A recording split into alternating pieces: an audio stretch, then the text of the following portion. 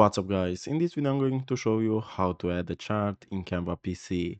So after you created your project, what you want to do is to go to elements and here you're going to search for charts.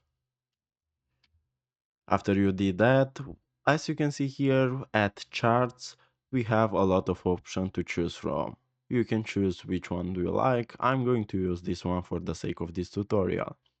Now as you can see, a chart has appeared into our blank.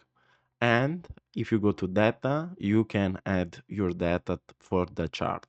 Also, you can customize the chart. You can change the text, legend, axis label, data labels. You can give it a title, a subtitle, a source. Also, you can change the position of the chart. And here you can add more data or delete some data. As you can see, we deleted this one. And as simple as this, you just added a chart to your Canva design. So guys, this was the tutorial. Thanks for watching and don't forget to leave a like and subscribe to the channel.